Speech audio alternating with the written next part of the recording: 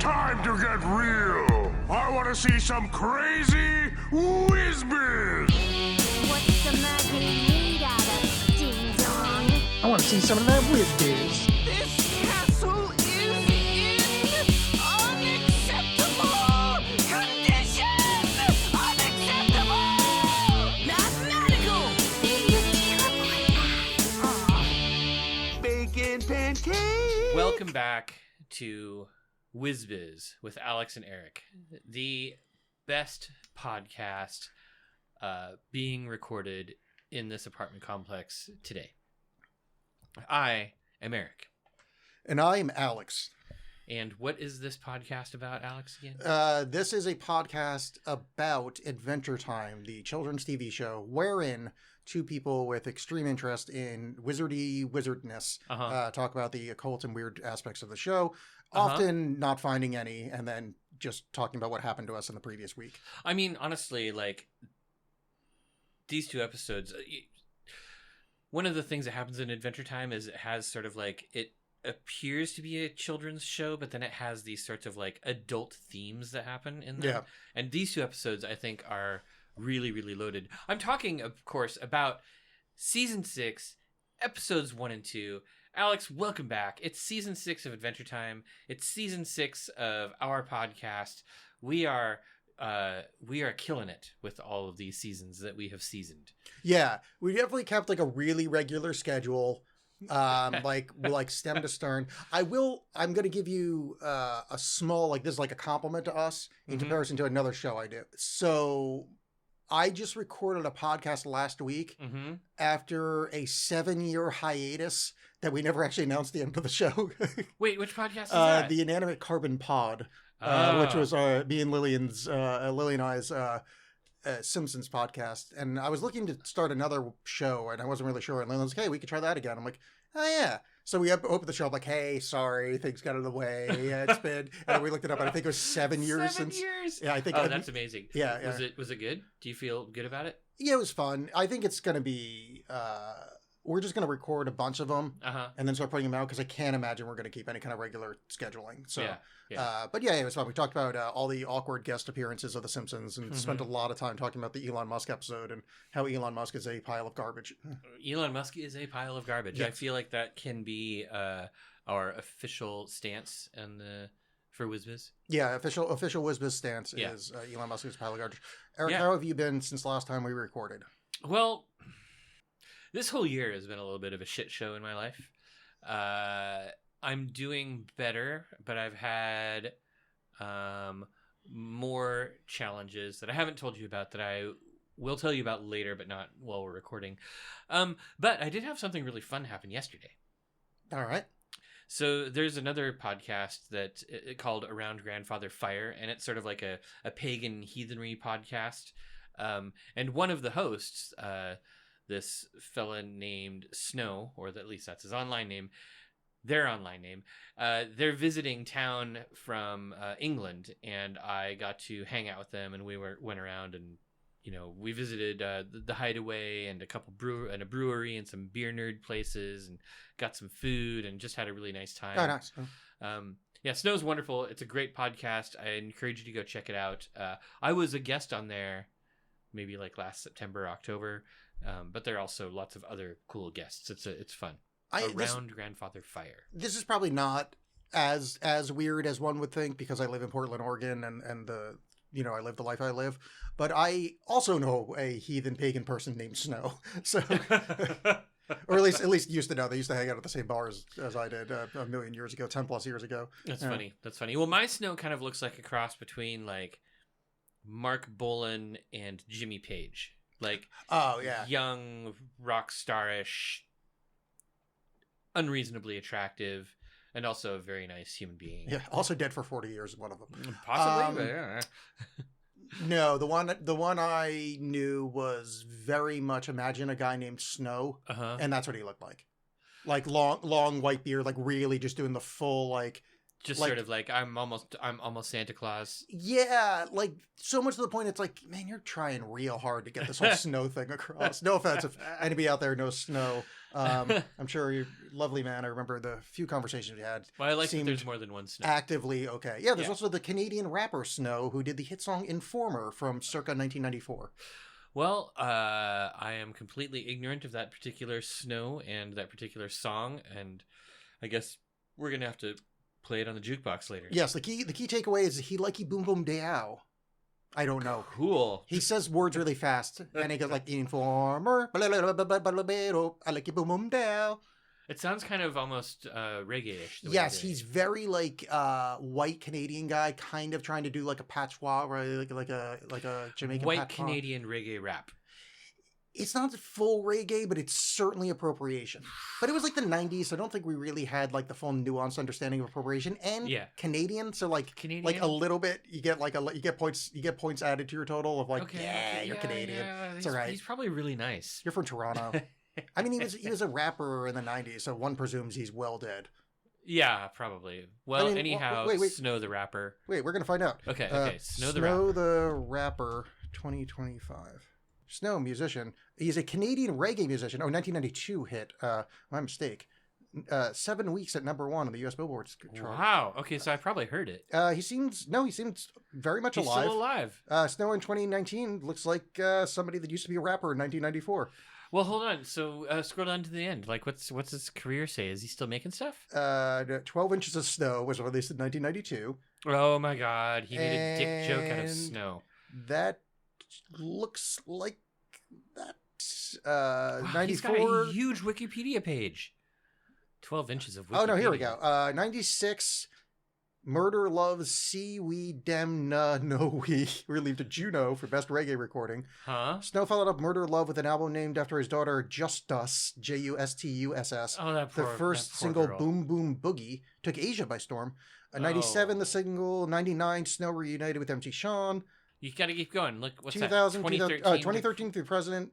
After Yahoo CEO Marissa Mayer complained about the company's hold music during a fourth quarter earnings call, Snow and the Jingle Punks recorded a much-publicized jingle for Yahoo. Jingle Punks. The lyrics went, "You're on hold on at Yahoo, give me a second while I patch you through."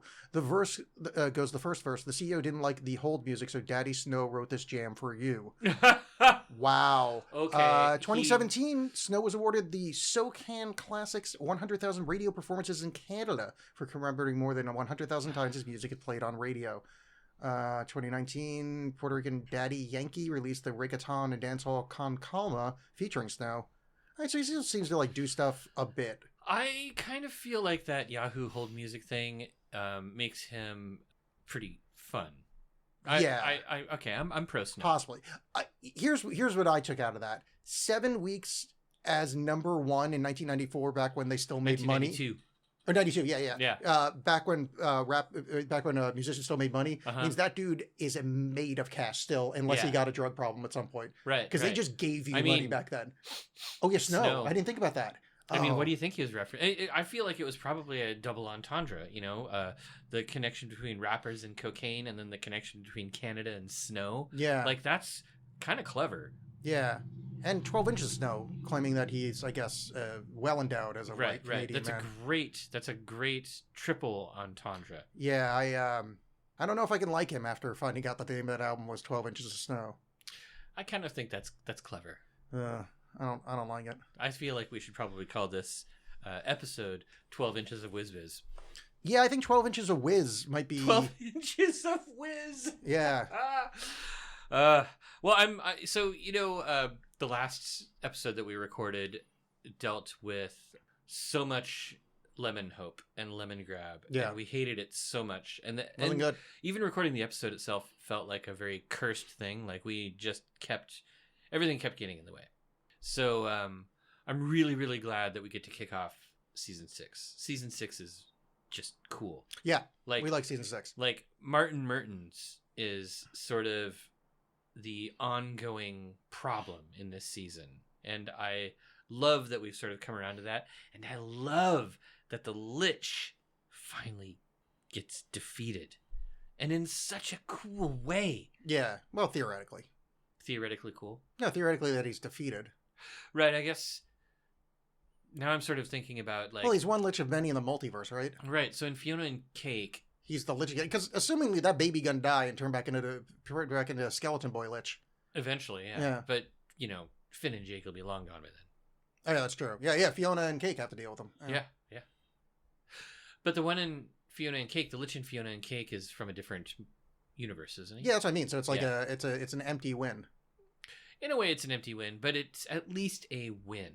Yeah. I mean, Yeah. is it a win though? Because then we have to deal with that fucking fat baby for the rest of the show, and that thing's annoying. I like Sweet Pea. I feel like Sweet Pea is, I mean, annoying for sure. Yeah, you but being the positive one on the show, leading off a sentence with "I like." Here's isn't doing Sweet Pea a lot of favors. Listen No, I'm to how listening. that I'm was gonna listening. end. Here's what I like about Sweet Pea. I like that for a long time, you can't tell if Sweet Pea is a threat or not. Like, Sweet Pea shows up, and you're like, okay, it's a giant cute baby, but, like, the lich is in there. Yeah. So, what happens if Sweet Pea has a fatal accident? Does the lich come back? I mean, we'll find out. I guess. I mean, we probably won't because I'm pretty sure in the next couple seasons of the show they don't murder a baby. They don't murder a baby. Yeah. That's true. Adventure Time goes to a lot of places, but it never goes to baby murder. Yeah, I mean, not every show can be perfect. That's true. All right. Well, let's. Oh yeah. So how's your life been? I didn't ask you. Damn it! I was so looking forward to sarcastically as you introduced the episode. No. Going, oh no, I'm fine. I was Thanks for asking. thinking yeah. How is your life? My life is fine. Thank you for asking. Fuck you. No, do I even have anything to update? I don't know. I've just been decorating my apartment. It's been kind of just boring stuff. I'm still taking that computer course that the audience doesn't know about that I didn't tell them because they'll find out if I ever graduate. How close are you? Not barely. Oh. There's 6 certificates involved, and I got the first one, and I'm probably close to getting the second one.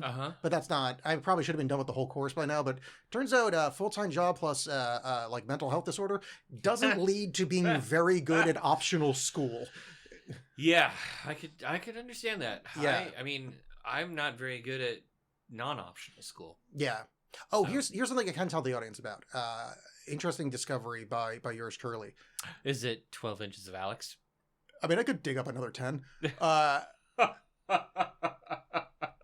I watched because we were looking for something to watch. The And by we, he doesn't mean me. No. Me and in quotes friend watched 2004 Peter Jackson's King Kong. Now I had seen bits and pieces of it before. That's a fun movie. That's what I thought. That is a fun first act, and then one of the worst slogs I've ever been put through. Holy fuck! True. 1, the CGI doesn't hold up. 2, once they get to the island, every bit of momentum gets thrown out of the window, and it's 3 fucking hours. Okay, that's true. The whole thing is just they're just running around on that island with nothing to do. I kind of don't remember the middle of the movie. I remember That's the why. first part. The and first then part's I great. loved the last stretch when they're like, that last bit where they're escaping the island. Okay. I thought that was well done. And The escaping the island part, because that's not the last bit. That's the last bit of the first act of the film. Well, fuck. Wait, what happens after that? Exactly. They have go all to the New New York York? stuff. It's great. They get on the boat, which is great because it's this whole escape sequence getting to the boat. They get to the island. All this is fun. Then the island takes forever, and it's just action sequence after action sequence that has there's no weight to it. Then they go to New York and display display King Kong. And that takes forever. And then you get the whole climbing the Chrysler Building or the Empire State Building sequence, and that's kind of all right. But like you'd already been sitting through a solid hour of every single bit of it could be cut. So it was So I just. Because I love Peter Jackson, and I think that was the next thing he did after Lord of the Rings, which I think this marks the single worst drop-off in filmic quality from a director in history. Okay. I'm sure there's other examples, but there's all the performances are wooden. There's nothing plot-wise, and it's 3 fucking hours. Like, it is long.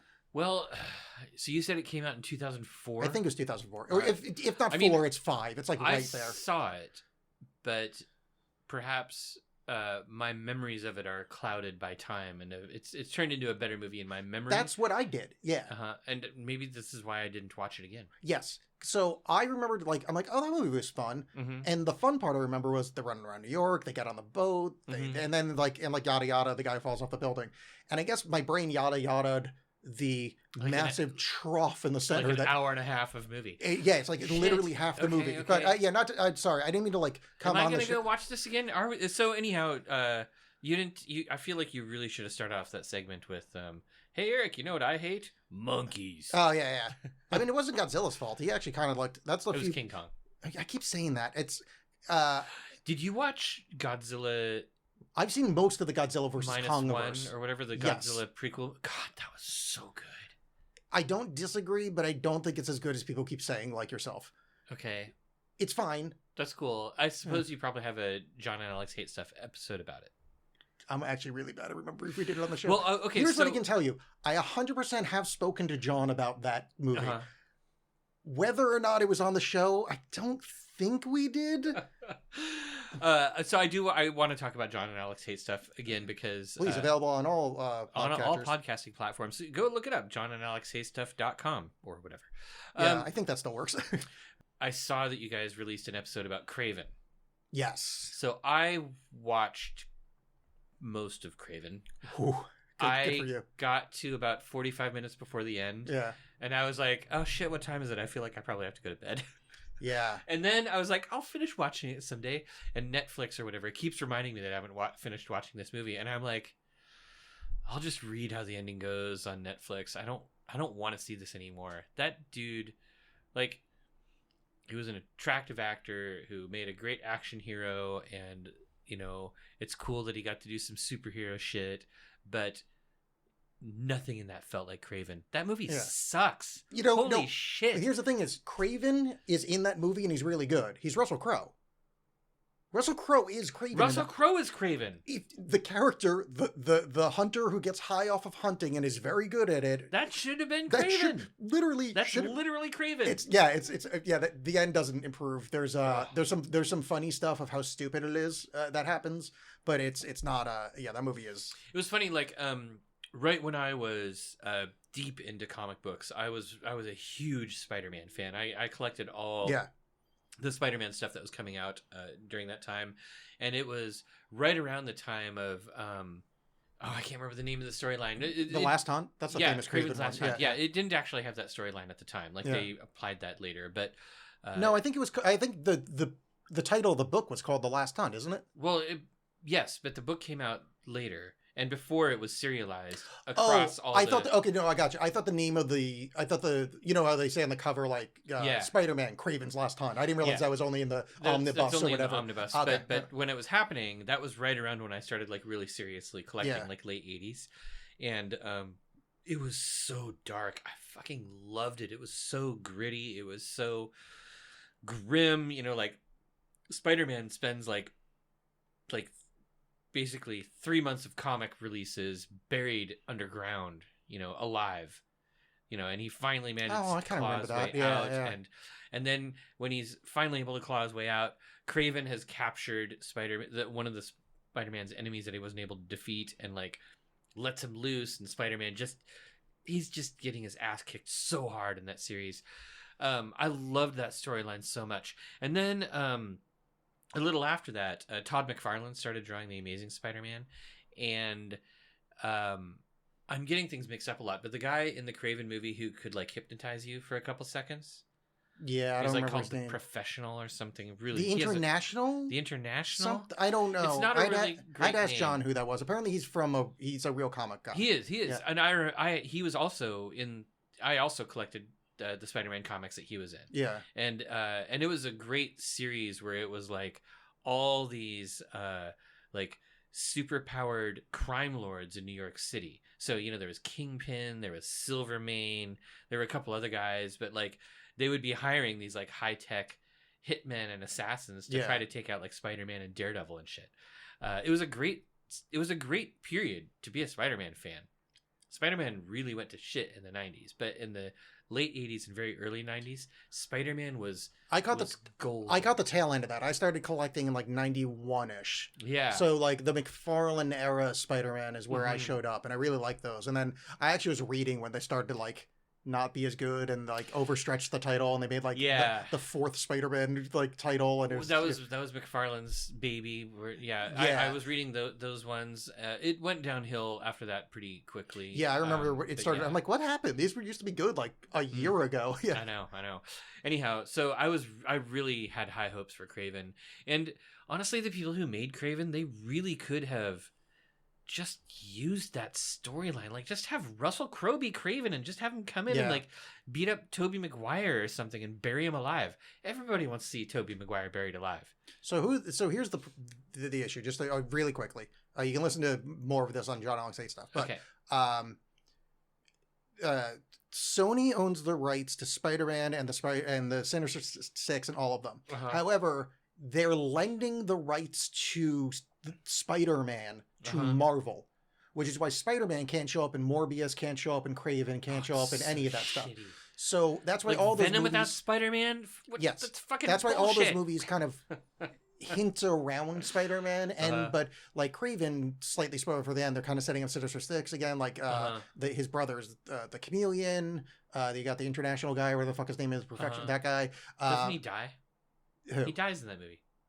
I read the Wikipedia page. The Chameleon The doesn't. international guy dies. Oh yeah, probably. I Yeah. barely remember that movie's so. But like Morbius is the same thing. They bring in the Vulture. Like it's Mhm. they're desperately trying to set up like a Sinister Six without Spider-Man. I think maybe in the hopes that it'll take off enough that they can go, all right, fuck you, Marvel. We're gonna take Spider-Man back and make our own movies. But they all keep failing because they don't work as solo films. Yeah. Craven would if they decide to make a Craven movie, not literally a guy that protects animals. Yeah. The Like, what worst- bullshit is that? It's real bad. Okay, So, I'm sorry. we This don't- has made and me also- swear a lot. I feel like I don't usually swear that much on this podcast. Very quickly, and I talked about this on the show, but you can see it on Corridor Crew, which is a favorite show of mine, in quotes.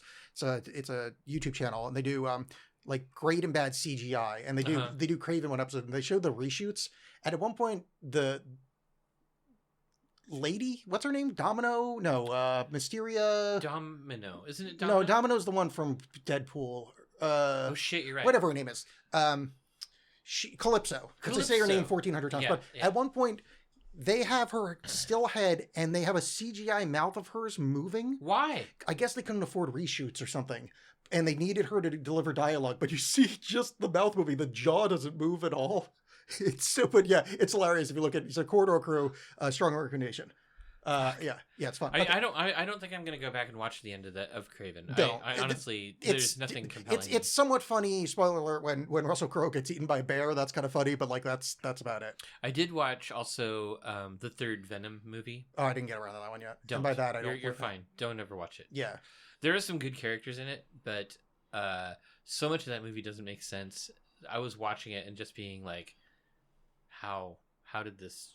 Who wrote the script? Did anybody write the script? Did they like poop on Yeah. a page and say this is the script? I mean, that seems the way they're doing it. I mean, I think Yeah. it's the fine people at Sony thinking they can put together a movie from the the back end forward instead of having the creatives run it. So, all right. So Okay. Speaking of good characters, not a good character. The party god is in a room with. Well, here's the thing. So, okay, season 6, episode 1, Wake Up. This is an episode that is mostly just set up, Mhm. but we get such a great party scene with so many cool characters. Cosmic Owl, Party God, who it turns out is still alive. Remember the last time we saw Party Yes. God? He got his ass kicked by Ice King. Yeah, And flung into outer space. but I'm like canonically not a party god fan. So kind of. I mean, he doesn't do anything. He's fine in the background. I but, like yeah. Party God. He's like a fun thing to just have show up. Like that episode with Ice King stealing Party God's girlfriend. I didn't like having Party God be a main character, but I think that was kind of the point of the episode. Party God can't be a main character. Yeah. But like we had the Cosmic Owl, we had Death, we had Peppermint Butler, we had Prismo, and then we have like the catatonic Lich, who's been stuck there since the beginning of season 5 when his plot failed and he realized he couldn't escape the time room. He just shut down. Yeah. And it's interesting, like, we see this again actually in Fiona and Cake when the Lich shows up later. Like, the Lich is basically just a machine with like one goal only, right? The Lich is like Super Terminator. His only goal is to just eliminate all life. And when he can't do it, he just stops. Yeah, here's my problem with that. I mean, that's fine. But like him shutting down and just sitting in that room, I feel like every single time somebody shows up at the time room, the Lich should try to like hypnotize and be like, wish for me to get out of here. You know, like him just kind of giving up seems a little bullshit. I feel like it's possible that a lot of his powers don't work in the time room. Like maybe he can't do the mind control thing, maybe because he can't mind control, obviously. He can still kill though. Yeah, so like I feel like, you know, like Shelby shows up, he could just like step on him and be like, hey dude, wish me to leave, and he'd be like, yeah, all right, I'll do that, and then he's out. Not to question the fine writers of Adventure Time, but it seems a little like, hey, maybe like give a couple attempts first. Well, I feel, yeah, and honestly, like, I think that when Pet Butt and Death are like, is it really safe to have him here? Like they're right to question it. Oh yeah, where Glob, Glod, and Grodd are like doing Taking selfies on him. Yeah. But do you think somebody teabagged him while he was there? I hope so. Yeah. I hope it was Jake. Cause I bet you Jake did. I bet you Jake teabagged him. Yeah. Jake never washes, I bet you. Jake smells horrible. He's a dog. Yeah, so, I mean, we've seen him quite a bit. I feel like there's no genitals there, so... That's true, but he can probably grow some. Yeah, so he probably grew testicles just so he could and we know he has genitals because he's got a ton of kids. Yeah, but they could be, like, magic. I mean, yeah, but, like, I bet you Jake fucks. Yeah, he's got that same like Mr. Fantastic thing where it's like literally his dick can take any shape. So like, yeah. The Graftenberg spot, I know exactly where that is. Man, no wonder Lady Radicorn loves him so much. Yeah, you deal with that fucking personality. You gotta be swinging hogs. She'll put up with anything from Jake. Yeah. He's just like, the magic Hitachi wand of animated dogs. Now I'm kind of thinking this episode should be called 12 Inches of Jake. 12 Miles of Jake. Yeah, there we go. Yeah, perfect. I was watching Princess Mononoke last night, and John DiMaggio does voices in that. And it's just, I was like, oh, weird, Jake the dog's in this. So one of the characters that I was really happy to see was Cosmic Owl. Yeah. Like up until we got like the Prismo stuff, this might actually be the first time that you see Cosmic Owl casually. I don't really remember, but I love like sort of the backstory of Cosmic Owl and the lore of Cosmic Owl, of how like, you know, Cosmic Owl shows up in your croak dream sort of thing. And now he's just hanging out and wanting to play Card Wars. And why not? He's with other, you know, cosmic creatures and Jake. Yeah. And then there was one thing that I wasn't really sure about, and I was wondering if this is a thing that we could look up on Urban Dictionary. There's a line where somebody is talking about, well, we buttercup each other, and I think it was either Pep Butt or Death was saying it, and they were like waving their hands in the air in a weird way, and I was like, is that a sex thing? I don't know. I mean, I feel like that's just they made that up, but let's find out. Let's go to Urban Dictionary. Buttercup each other. Oh no, that's English learning. We don't want that. Go to Urban Dictionary. Oh yeah, no, I was just seeing. Here we go. Yeah. No, so Buttercup. Well, one, it's a boy who thinks he's the biggest gangster in the world, but in reality is a cute little softie who likes teddy bears and rainbows. But this is like snow. No, I saw a sexual meaning in here. Yes, this is a sexual act in which the man shits in the girl's mouth, makes out with her, and have each other swallow as much shit as possible until either of them vomit. The girl and the man will spit the mixture of vomit and shit into each other's mouths while making out until one of them slips up, hopefully spilling the vomit onto the man's penis. Pardon me. Once that happens, the girl must give him head until he ejaculates in her mouth. The girl will spit it out on his penis in disgust. The Powerpuff Girl of the same name, that's another definition. Okay, so, I mean, you know, Buttercup and Peppermint Butler is probably delicious. Yeah, I'm reasonably sure that's not what they're referencing in the children's TV show. But I love it. That's awesome. Yeah, I feel like that's probably unrelated, and they just said buttercupping, and it's like a fun thing. Yeah. I mean, maybe not. Yeah, I don't know. Maybe it's like a thing. Who knows? You know, that's we're not going to go into the whole background of it, but I went in a whole thing of like the urban, you know, Hmong. I do, and that had no. We're not. No, I'm literally not going to define it, but that had like Hmong vibes, where it's like it's almost like an aristocrats thing where it's like it's Right. worse and worse, and there's like necrophilia involved, and it's just like depending on where you are in the country, there's all these different backgrounds of it, and inexplicably we all had some version of it where we grew up, which is disturbing because we're pre-internet, so that's like really says a lot about. Well, I feel like maybe it was real. Yeah, I mean, I mean, sure. I mean, there's stranger things have happened. That's true. I watched that show. Barb. So this episode, like, one of the things that I really love about it, and one of the things that I think is very occulty, is the fact that Prismo is a dream. Yeah, I was gonna say this is the most like kind of occult thing, and I wanted to talk to you about this Okay. from an occult perspective, or from like a history of occult and magic or whatever. Mm-hmm. When was the first dumb stone guy that went, "What if we're all like really dreams, man"? I have no idea. It's got to be pre-Plato's The Cave. But Even that's somewhat. Yeah. It's very old, right? Like Yeah. we have dream magic and dream stuff happening in magical traditions like across the world, and some of it's very old. You know, like Aboriginal dream the dreaming, time. yeah. But even in the PGM, like dream magic is just everywhere, and there are things about like projecting yourself into other people's dreams, using dreams for divination, like dream communication, like all this kinds of stuff. But having a dream become a real thing, like a dream become a person, I don't know where that comes from, but I love it, and it's very occultish. I think that's one of the coolest things. But then, so like, Well, no, but he doesn't become a real person. He becomes Prismo. a god, the time god, Yeah. the god of wishes. Yeah. So, but I mean, I feel like that's different than becoming a real person. I think being dreaming that you're like in charge of a universe, and then the universe becomes real. Yeah. That seems pretty on So point. I have a question. So, given what we learn about Prismo's role in the multiverse, in Fiona and Cake way later on, like Prismo ends up being a fairly central and really important character later. Yeah, even though technically he dies in this one. He does come Yeah. back. No, I know. No, that's what I'm saying. Even though technically he does. I'm just sort of curious about like how would that even get started? How would Prismo? There must have been somebody holding Prismo's important position before Prismo. Like the old guy was very, very, very old.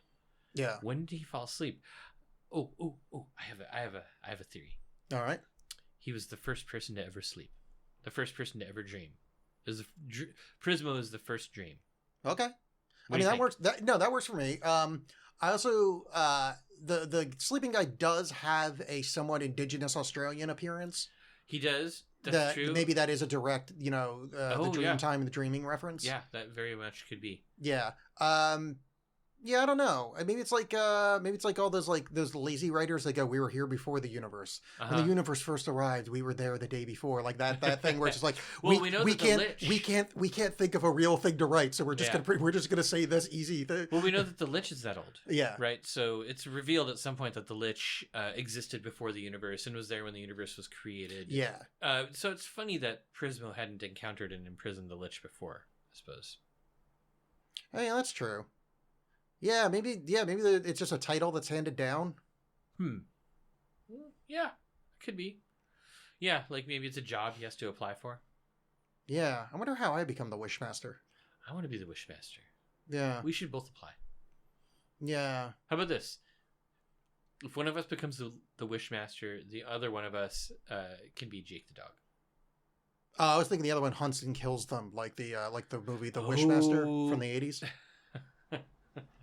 I don't think I saw that. You never saw Wishmaster? I That's don't just think so. schlocky 80s horror. Yeah. All right, so they go get old man Prismo, or the old man. Yeah. Prismo doesn't really reveal what's going on, and the old man keeps belching out nightmare monsters that really remind me of the Fear Eater that lived in Finn's subconscious. I see what you're saying, but I mean, it's belly just button. black and white Prismo is what they look like. That's what they look like, but it reminded me of that sort of thing. And they kill it with the special flashlights. And then when they come back and they're talking about what's going on, then the Lich finally activates because the Lich sees a way out. Yeah. I mean, the Lich honestly just has to get out of the time room. Oh yeah, so maybe the Lich was just waiting for some dummy to show up that so maybe some idiot going, "Duh, I can't think of a wish." He would wake up and go, "Wish for me to leave," Yeah. And I think that's probably. Hold on, I have to cough. I think that's probably very true. I think that the Lich is very patient. You know, the Lich has been around since the beginning of time. Yeah, he's got time. Yeah. So he was sitting there knowing that at some point his idiot captor would screw up. Because honestly, Prismo's no genius. Yeah. And that was just I loved it. I love the cosmic horror of the Lich. I love the Lich as a villain against Finn and Jake because he's basically unbeatable. You know, he's basically like he's like a D&D Lich. You know, there's no way to stop him. And every time they do, it's kind of through dumb luck or some ridiculous loophole. Yeah. Like they can't physically stop him. Yeah, and he does the cool fall, which is good in this episode. Yeah, that's next Or episode. next episode, whatever. But, I mean, I guess we said this, but like these two episodes are just one episode. They It's are, not. that's I mean, true, it's that's true. stupid that it's been split up into two. Yeah, but I do want to talk about that because I love that scene so much. Yeah. I love that scene. All right, so they bring the old man back to the Citadel, Mm-hmm. and Prismo's like, "Hey, man, that's me. You're gonna have to kill me because that's a Yeah. cosmic crime." It's like, "Nah, it's fine. I'll just." Oh no, you have to wake me up. That's fine. I'll just go back to sleep in 1,000 years. Yeah, and I'll come And back. everything's good. Yeah. That's when the Lich springs to life, kills Prismo's Mhm. body, and the first time we meet them, I guess there's like a cosmic cop thing that shows up, burns I a know. door through the time room, which shows They've significant got power, jurisdiction. yeah. It's jurisdiction. yeah, they've got some juice, and pull the Lich to the Citadel where they're looking Yeah. for Finn's dad, which. The Citadel is a wonderful bit of animation. It's just all these crazy monsters that are locked up in Oh my god! And you know, it's these time weird, like, crystals. crystal things. Yeah, it yeah. reminds me of the way the Ogdru Jihad were imprisoned in Hellboy. The comic book, I'm not sure if it looked that way in the movie, but in the comic book, they had this sort of like weird giant crystalline structure. No, I haven't read that in probably 30 years. I don't remember. I love those comics. So I did much. too. It's been a really fucking long time. I think it was in high school when I read those. Was that long? Was it that long ago? Maybe early college, but like yeah, it was a while Damn. ago. Yeah. Okay. Well, I've got a bunch of the graphic novels, and Yeah. I revisit them pretty often. But I love the way it looks, and I love just sort of like the no nonsense way it happens. You know, they just open up the portal, they put the Lich in a crystal, Yeah. haul him away, and then Finn and Jake, of course, go after it because they have heard, like they're trying to get to the Citadel to see Finn's dad. Yeah. How the hell did Billy know where Finn's dad was? That's a really good question. It is. I'm like a journalist. Well, Finn's dad got sent to the Citadel for something, and it's just really possible that Billy was responsible for sending him there, or Billy had heard that he was sent there. I mean, Finn's dad is like a crook, a villain. He's a bad Yeah. guy. And Billy is a hero. So it's really possible that Billy was possibly involved in having him sent to the Citadel. Why not? No, I don't buy it only because the timing of it. It'd have to be before, like basically when Finn was a baby. Finn Yeah. was a baby, and now, but he had met Billy in that time. So Billy would be like, "Oh yeah, by the way, I threw your dad in prison." Maybe Billy couldn't bring himself to give that. Yeah, news. I mean, fine. I mean, because it doesn't really Finn matter. has this whole like hero worship thing about his missing parents. I mean, we see it in this. Finn never ever entertains the possibility that his dad is a prisoner there. Yeah, that's true. But okay, yes, but I would say Finn is very dumb. Finn So is that's part of it. incredibly dumb, but he's also he's got a huge heart. He's run by Yeah. his heart. Aside from the discussion of import that we're having, I did like the joke of, "Hey, Clockface, what time is it?" And Yeah. he checks his watch. Because fun. the time on his face was wrong. Yeah, good times. But also, does time pass in the time room? I mean, I would think a clock would keep ticking. Whether or not time is going is an Yeah. entire other concept. That's true. I think the mechanics of a clock would still continue to go. Right. Whether it's measuring something, that's up for greater philosophers than me to And decide. what time zone is that? Probably Greenwich, Yeah. Universal Greenwich. Here's a question that I've got for you. Yeah. Near the end of the episode, before Jake takes Finn back to the time room to talk to Prismo, Yeah. he has this whole confession about like, oh, I've been partying a lot at Prismo's place. Do you think Jake has a problem? Is he partying too much? I think he's kind of getting bored of Finn is the problem. Oh, because Finn's all mopey and shit. Yeah, yeah. And he's like, oh man, Yeah. I gotta get the fuck out of here. Yeah, that makes sense. Yeah. Yeah. I think his problem is a mopey teenager. Yeah, I mean, he is a mopey teenager. Yeah. That's what teenagers do. yeah. It still doesn't make them any less annoying. That's true. Just because you're like within your character doesn't mean it's not irritating. That's true. That's true. All right. So the episode ends with the two of them like leaping through the portal to grab onto the Lich's crystal and get a ride to the Citadel. Yes, Okay.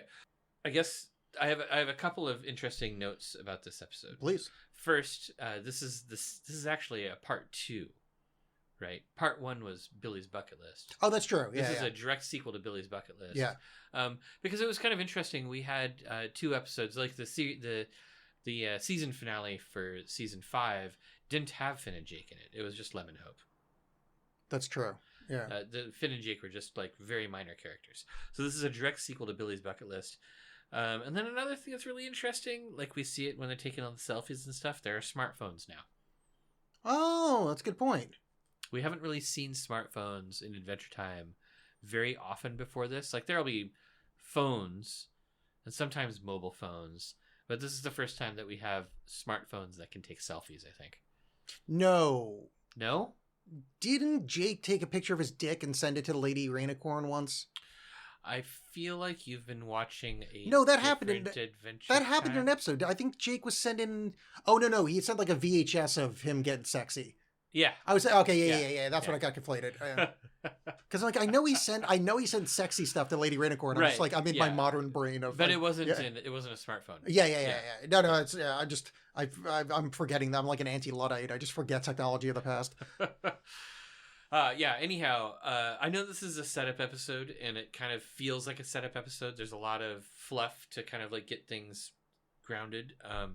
But it was really good. You know, Ron Perlman is the Lich, always a delight. Yeah, we love that. Miguel Ferrer, God rest his soul, as Grodd. No, he's deaf. Death. Yeah. Wait, who plays Grodd? A gorilla, because Grodd's not in the show. Grodd, Glob, Blob. I don't think it's Glob. Grodd. It's Grodd. Is it Grodd? It's named after the gorilla? No, it's just. I thought it was. Wait. Wait, so who plays him? Oh, God, I didn't Okay. write it down. Adventure. I wrote it down wrong. Time cast. Glob. Glob. Glob, Grodd. Yeah, it's Grob. Oh no, it's Grodd too. Yeah. It's Glob, Gob, Grodd, Grob, and Grodd. Yeah. I didn't know there was And a who's Grodd the in voice? there. Who's the voice? Tom Kenny is Glob. Tom Gamble is Gob. Melissa Villaseñor is Grob, and Miguel Ferrer is Grodd. Okay, so Miguel Ferrer did Grodd And Death. Yeah.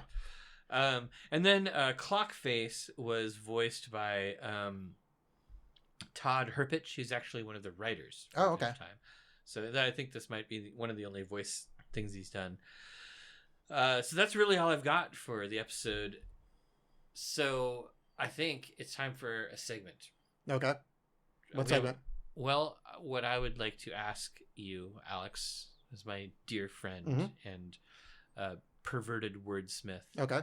do you have any shiny rocks? I do. I have an upwards of 2. Okay. All right. Do you know what an endling is?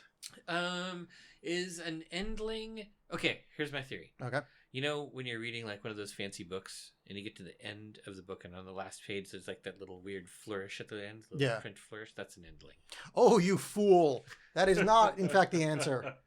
What is an endling, Alex? An endling is the last known individual of a species or subspecies. Uh-huh. Once the endling dies, the species becomes extinct.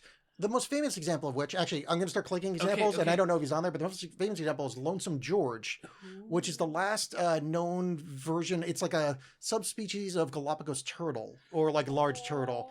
And they kept getting George to try to fuck other turtles to like get it to mate, and I guess it didn't work, so he was like the last known example. Anyway, so we've got Tuffy, that's the last known Rab's fringe-limbed tree frog. Oh my we God, got a picture there of Tuffy are here. multiples of these? Yeah, so this is from an Instagram account called Instagram account. Don't really care. Depths of Wikipedia. Okay. Oh yeah, this is Lonesome George. Lonesome George. Over the decades, all attempts at mating Lonesome George have been unsuccessful. He just didn't want to fuck. Yeah, he could be. Then there's George the snail. He was the last known individual of the species. He was named after Lonesome George. Yeah. What kind of snail? It doesn't actually say. It just says like known individual of his species. Uh, There's the last Tasmanian tiger, which I'm sure you've all seen the video of. named Benjamin. Yeah. Mhm. This is the last Zenobia, or the last ibis, called Zenobia, is a female northern bald ibis, or ibis, blah, blah, looks like that. Oh, Kind of like a Skeksis. A quagga mare at the London Zoo, the only specimen photographed alive. The quagga is shit. kind of, it looks like a donkey zebra. Yeah. And we got a taxidermy specimen of Celia, the ending of her subspecies, the Pyrenean ibex. Oh, that's what that Simon and Garfunkel song is about. Celia, you're breaking my heart. Oh, I You're see. shaking my confidence daily. I don't think that's true. Heath hens, Martha, the last passenger pigeon. Wait, we have an endling passenger pigeon? Yeah, Martha. Wow. Died okay. in the Cincinnati Zoo. That's actually one of the more famous ones. Not the name Martha, but that. Oh, they no, were- no. Martha's super famous. Haven't you ever seen that movie? Don't Batman even- versus no, Superman? Martha. We're not allowed to say that anymore. Martha's Revenge. Yeah, and there's a parakeet, yada yada. Okay, so, all right, so I was doing some tarot the other night, which I haven't done in a while, and I was looking at the art card in the Oh, the Thoth Tarot. yeah, I was gonna make a joke, and then I can't. What the hell is it? Oh, the Honeymooners Tarot, the Art Carney card. I'm 108. Well, so I never realized that there was words written behind the character. Oh. There's a Latin phrase. And Eric, do you know this Latin phrase? I don't know. What does it say? This Latin phrase is a visita intoria terre rectificando invenies occultum lapidum. Visit the interior of the earth and find the rectifying fire by which you will find the hidden stone or something. Yeah. You're Yeah, slightly yeah. more words that are actually in Vitriol. there. But It's a very, very famous Yes. alchemy phrase. yes, I just didn't realize it was on that card, and I was like, vitriol. I'm like, I know this. I didn't realize it was like an acronym. Mm-hmm. Like I mean, I knew vitriol and I knew that phrase. I don't think I put together that phrase spells vitriol. Mm-hmm. Like, I never really thought about it. I just like knew those two as concepts, but I hadn't really looked into it in a while. And I went down like kind of an alchemy rabbit hole of like vitriol as like an actual like green sulfur, like a physical thing. And is this why you've got homunculi running around the place now? Did you just like jack off into a bunch of like cow shit and put it in some jars with some hay and ferment it for a little while? No, it's a kind of moss. So if you jerk off on moss and just leave it in like a sealed mason jar, you get like homunculus in like 3 months. It's Oh easy. man! Oh, Yeah, that's like a good- literally no upkeep. They That's just a they really just good pop out. shortcut. Okay, that's Yeah, cool. yeah, So yeah, we yeah. do have some occult secrets in this podcast. Yeah. So I don't really have anything to go on this. It's fun to read about. So like I didn't realize. I mean, I guess I knew because it's occultism, so like everything means 7 things. Yeah. But I didn't realize it's like, oh, they also called vitriol a physical substance. Yeah. But it's also, the philosophical concept of like, I don't know, bettering yourself by going into the underworld and yada yada. Yeah, And, yeah. like, the everything means 7 things in occultism and no one Yeah. agrees on any given aspect of it. Uh-huh. So it's fun to go into. I just never, I've had that deck since I was 16 years old. And that's the first time you noticed. That's cool. I mean, love it. I guess I knew there was letters there. I don't think it ever like. I just kind of thought it was just Aleister Crowley being an idiot because like I tend to always write him off and just But like it's definitely no, there's like- letters in the he's background. definitely an idiot a lot. Yeah. Well, that's cool. I'm glad. I think that's one of the things that makes a good tarot deck good is that you keep finding like sort of hidden things inside the artwork and stuff. You said you had a second shiny rock though, and I want it. What did you count all those endlings? Endling was one shiny rock. And then the vitriol was. Wait, vitriol was the shiny rock? Yeah, that's what I said. I found it. I said you're going to know a lot more about it than me. Oh my pre-show. god. Yeah. Okay, fine. Vitriol's a shiny rock. Well, I mean, it's not that we don't know, but I feel like Vitriol. No, that's a good one. It's a very I feel like occult a shiny rock. significant amount of the audience. Well, I mean, our audience probably not, but like a significant amount of the audience probably won't know what that is. Okay, that's possible, but I feel like the 12% of the audience that we know, they already know vitriol. And if so, tell me, bug me about it. Yeah. I know who you are, and I'll be waiting for your messages. Okay, let's get into season 6, episode 2, Escape from the Citadel.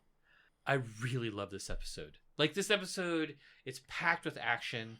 It is packed with like overwhelming odds against our main characters. It is packed with Finn being a fucking moron Jake saving his ass over and over again. It's packed with tragedy and shitty parents, which I always love seeing in TV shows. Yeah. Like there's so much that goes on, and the Lich is so good. Yeah, the Lich King Fall is great. I just want to make one with just minor disagreements with you, just on your overall topic point here.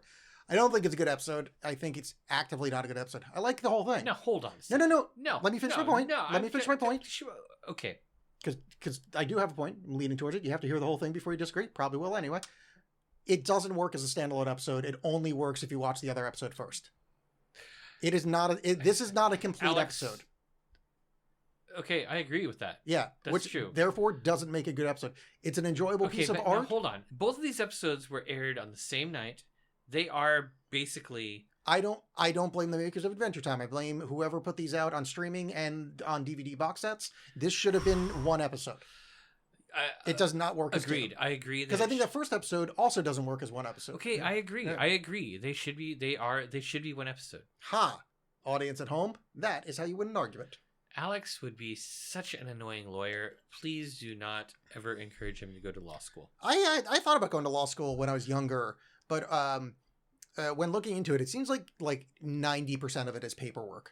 Oh yeah, for sure. And that just doesn't. I like the arguing about stuff and like learning things, but like all the paperwork just seems like a fucking drag. I must be a fucking accountant. Okay, let's talk about Martin Mertens. Yeah, Shitty Father of the Year every year. There's a couple years he's not, or at least one year. Okay, but like he is such a rogue. Like he is just like the epitome of a rogue. His outfit in this, that weird ass costume he's wearing makes me think of Zardos. Yeah, I was thinking of Zardos. Yeah. And then like his whole thing where he can just show up, and he's so charismatic that people just kind of allow him to do shit. And he's got that wink where he's like, ding. Yeah. And this is the first time we see his wink. The first time we see anything about him. Yeah, the first time we see him. Yeah. But he's such a great villain. Like, you want him to come around. The whole time you're kind of like, oh, just stop being a sociopath for half a second. Like, notice that you've got a son. Notice that he wants to worship you and all this kind of stuff. Yeah. But Martin is only like, oh, opportunity. And he is so amazing at being so terrible. I love him as a character, and I love hating him. So I agree with you on first watch. On rewatch of the show, I don't agree that he's a villain. I think he is a horrifically broken person.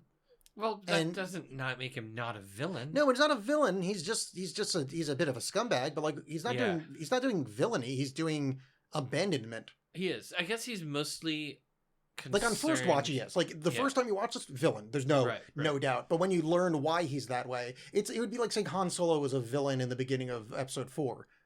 He's not. He does dirtbag things. He's got like a weird backstory. He's a scoundrel. He's a scoundrel. I think Finn's dad is he's a scruffy. What is it? Scruffy-headed nerf herder. A scruffy. Scruffy-faced? No, it's a something. It's a scruffy something-headed nerf herder. Yeah.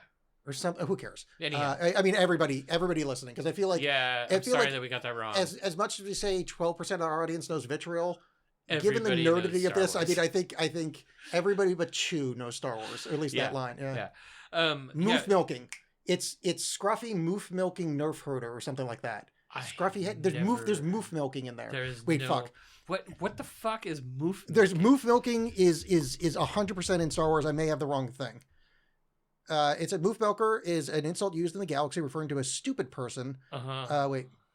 Okay, wait. Nerf herder. Look up nerf herder. Wait. Princess. What's her name? Leia. No, Leia. Okay, yeah. Leia. Nerf herder. Scruffy. Nerf herder. That's not how you spell herder. Whatever. Oh, stuck up, half-witted, scruffy-looking nerf herder. You stuck-up, half-witted, scruffy-looking nerf herder. Okay, now wait. Star Wars quote moof milker, because that's 100%. I've never heard that one. What is it from? Okay, so apparently at one point he said some moof milker put a compressor on the ignition line. Oh yeah. Okay. Some move milker. Oh, that's from The Force Awakens. Okay. But like moof milker definitely shows up across. Oh, who cares? Who cares? Anyhow, yeah. So like Mertens, like I'm he shows up over and over again in this season, and I'm really looking forward to those. Wait, let me ask you. That's the season. Yeah. Okay, I know he shows up a lot at the end of the show. There's multiple Martin episodes this season. Yeah, in fact, he's in the season finale.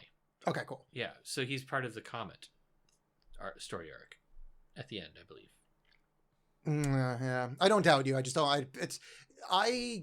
When I rewatch the show, which I've done a bunch of times, a little bit of 5 gets mixed in, most of 6, and then the end of it, I tend to like binge in one go. Oh, so yeah. I like the differentiation, other than like when it's like islands or like Marceline, what are they called? Stakes. Yeah. Other than that, it's all just one. It's like I don't know. Yeah, I agree, but I do think that season 6 is a gem of a season.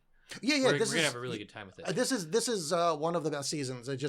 They're all good from here on out, and I tend to watch them in like one long go. So I'm like, I don't fucking know when anything happens from this point. Hey Alex, Yeah. you get some of that goo, put it on my leg. Make sure you get it right in the chicken leg hole. Yeah, chicken wing. Chicken wing hole. Yeah. I hated that line so much because you think about it, like it looks so gross. What, the moof milk he rubbed in there? Because it looks like moof It's milk. moof Don't think it milk. doesn't. It's totally moof Yeah, milk. yeah. But like he talks about the chicken wing hole, and I could feel it in my mouth. Like I was like, oh Yeah. God, I know what that feels like when you're eating a chicken wing and you got that little hole. I know what it's like when a villain shoots white viscous stuff all over me.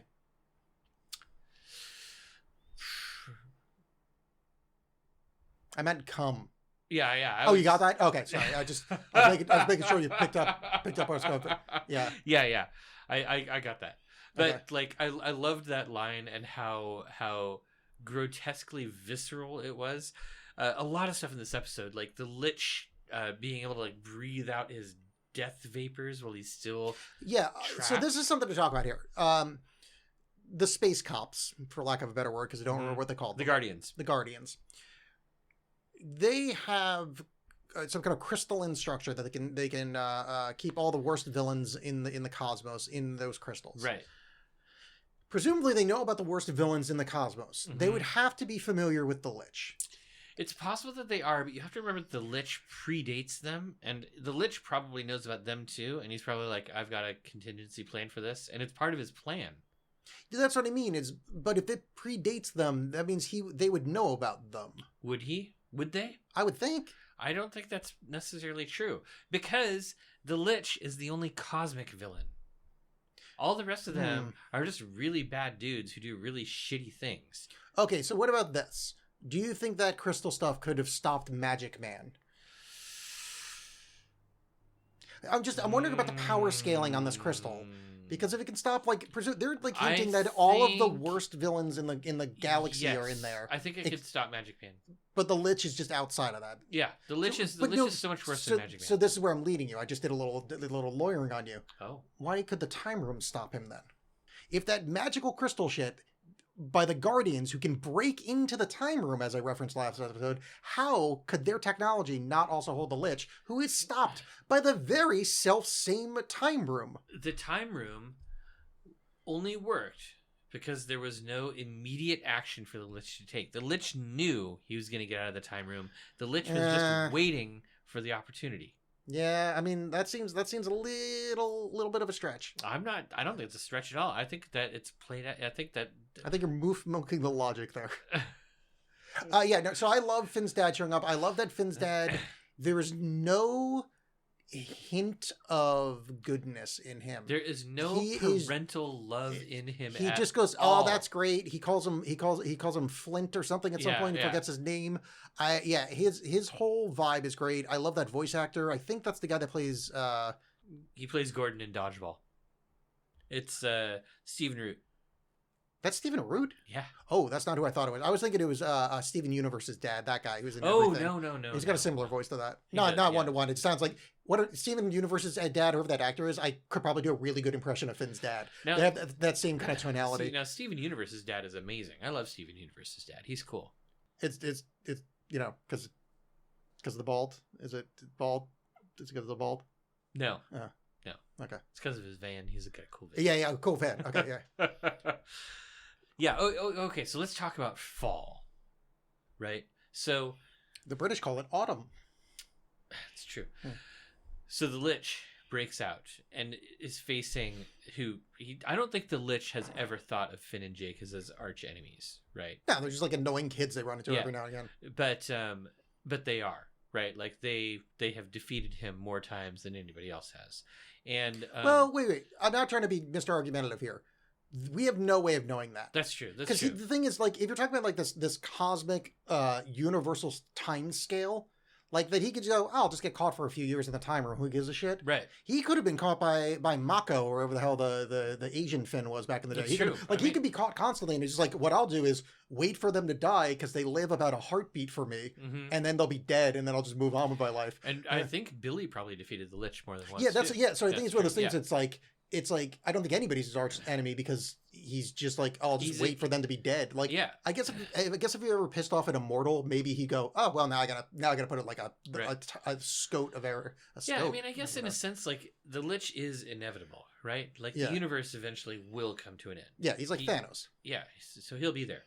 So Ron Perlman voices the Lich, Yeah, and his voice and the way that they do the audio processing and just all of the stuff around the Lich talking and the Lich's presence, like I love it so much. It's so dark. Apologies, it's gonna suck yeah. for editing. You know what? You should do is plant some female trees. Yeah. I mean, it might take a while for it, like have any effect, but like it's True. You know, But when he says fall, that's like sort of like the quintessential Lich moment for me that always brings me right back to that's like, the one I always D&D. reference for him too. It's like Yeah, power word fall sort Yeah. of thing. And I know power word fall isn't a D&D spell, but it feels so D&D. And just the fact that like, Jake, who has 0 willpower, just like oh yeah. Yeah, and it's great how he's like recognizes Finn. He's like, you're strong boy. Like it's very menacing. The Lich is great. He gets away. I mean, he's really not any. Mhm. This is more of like a motivator, kind of just getting him out off screen so he could deal with Finn's dad. Yeah. Finn's dad trying to leave is really interesting in a lot of levels. The most of which is Finn's dad either doesn't remember Finn, Uh-huh. which I feel like isn't true. He's just running away from his past and trying desperately Mhm. to forget. So is Finn's dad aware that he's running away from Finn, saying I can't deal with this mentally, or is it he doesn't know and that's just the way he is? It doesn't really matter. But he's trying so fucking hard to get away from Finn, so much to the point that Finn rips his own goddamn arm out of I the know. socket to get away. But like, what is I know that's like Finn's story to tell, but like, what is the motivation behind what's his dad's name? Martin. Martin's. Like him running away with that ferocity that a child is trying to like. You can be, hey, let's see. Why don't you come with? Just come on the thing with me. Come with. Like just Yeah, like, we'll have a talk. Yeah. It's there's a lot going on there, and then we find out later, but I don't think we ever really find out what his motivation is behind that. Do we ever find out why he was in the Citadel? I don't. I don't recall remember. that. I don't I remember. think we do, but I don't remember what it is. Yeah. I think it's referenced at some point. It's just like his determination to get away. Like he's as good as Finn at dealing with shit. Yeah, talking people into shit is more his Yeah. way of dealing with it. Yeah. Like Finn will totally punch his way through problems, but yeah.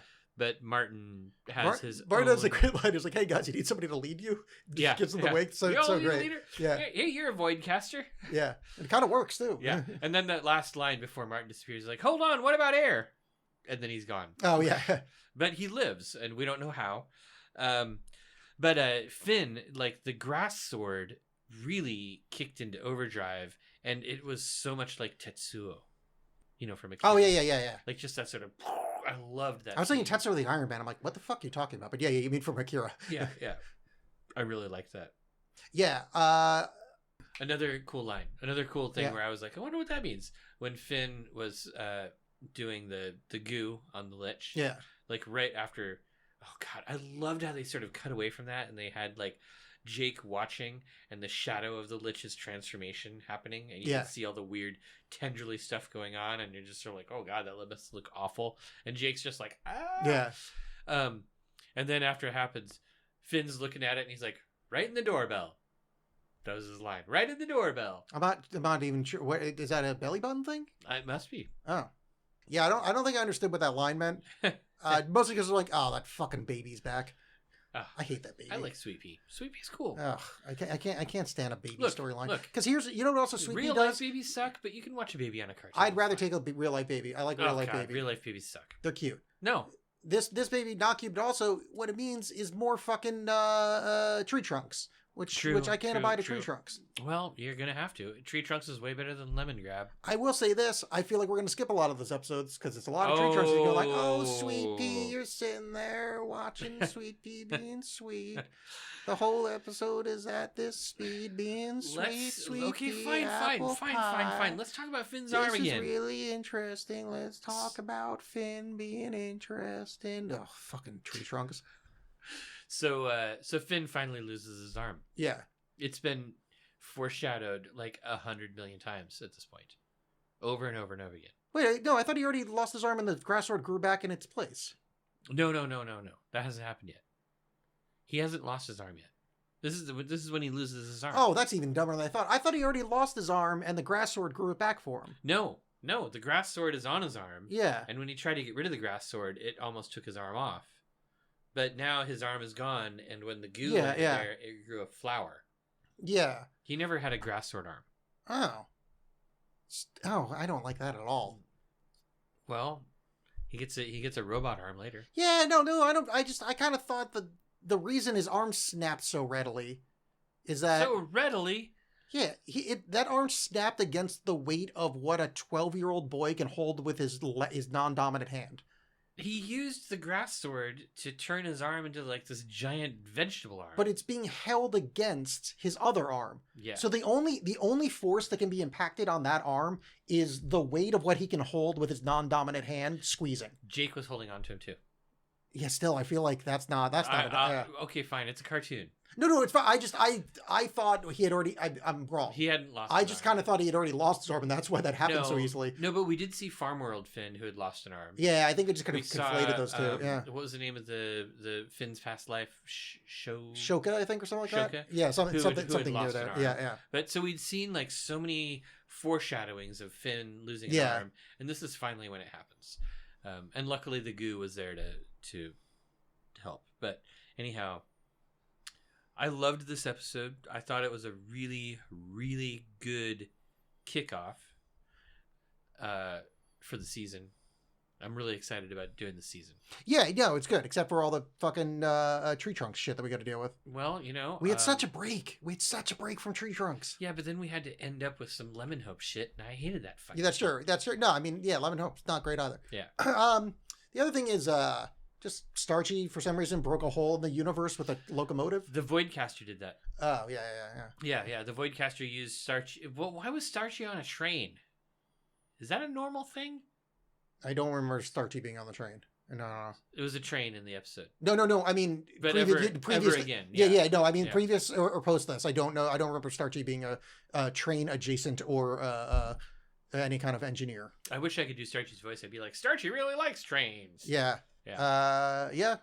Yeah. Good episode. I really liked the two of these together as a single episode. Yeah, as a single episode, absolutely. Yeah. I like both of these fine. They don't work, standing together. And we got more coming up. Actually, interesting. I don't know if this was reminded, but the Adventure Time wiki, the Crystal Citadel looks similar to Ogre Jihad's prison in the Hellboy franchise. Oh, so you well know done. what? I agree. Yeah. The Guardians falling into pieces, the melted floor reminiscent of Lilith falling into Stop pieces in the sea of Japanese animated film End of Evangelion. No, I don't know if I ever watched the end of that.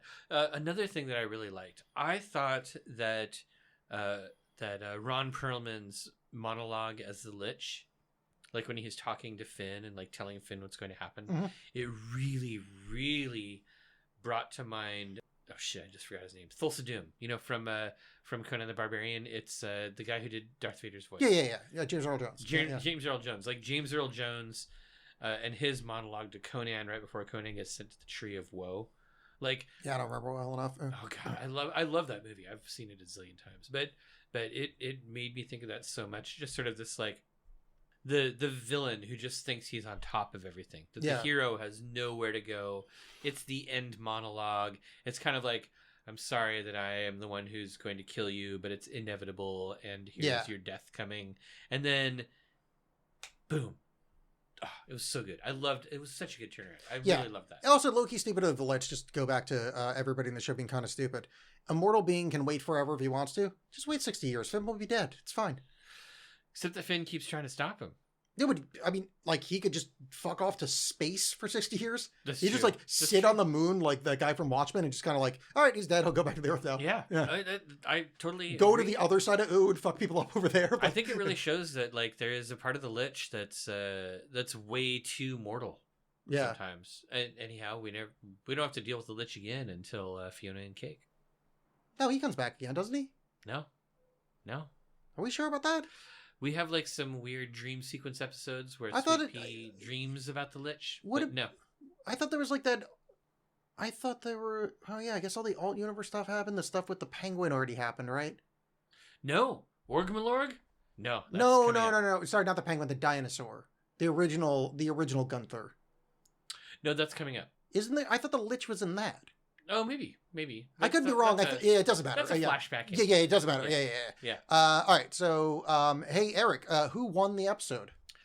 I remember because it's written on that screen right there. Okay, I have a couple of ideas. Okay. I don't think Shelby can win the episode because Shelby had some lines. Yeah. But I would vote for Shelby if Shelby didn't have lines. I'm gonna say there's a point at the beginning of episode 1 where there are these people who look like candy people, but they're like sparkly clouds, and they're taking selfies with the Lich. Oh, yeah. I'm gonna vote for them. Otherwise, I think I would vote for the Voidcaster, who didn't have any lines, was plot significant, but was mostly in the background. Yeah. I don't know. I think you can have a line and still, because I'm going to vote for the clock guy. Okay, hold on. I have another one. Yeah. There was one of the super evil villains Yeah. who just looked like it was like legs in the bottom half of a body who was just sort of running around a little bit and didn't last very long. Yeah. I thought he was hilarious and he really stuck out in my mind. Or it was hilarious and really stuck out in my mind. So I'd vote for him too. But Clock Guy is good. Yeah, clock guy's good. It's all good. I think they're Okay. all equal. All right. Uh, Lots of great background characters. So many of those background villains were just delightful too. Just lots of them. Yeah. Eric, give the audience a call to action. Okay, Please. here's my call to action. I really, really want to hear from some of you, either on the I know that some of you are on the Arnemancy Discord, so you can talk to me there. I know that some of you are on Blue Sky. You can talk to both of us there. I want to hear your thoughts. What are our names on there? On Blue Sky, we are WizBiz Podcast and Alex Boland. Alex Yeah. Boland. I Good remember access. what's your Discord, and Yeah, I yeah. didn't know how to word it. Like, what's your name on Discord? On Discord, you're either on the Arnemancy Discord or you're not. But if you want to join the Arnemancy Discord, you can go to arnemancy.com/discord, and Yes. it will invite you and you can join. I don't think Alex is on there, but I am, and I enjoy talking to people. I've on tried Discord twice. I didn't care for it. I feel like we should wrap up the episode because I really have to take a leak. Yes. All right. We'll see you at some point. Yes. Bye.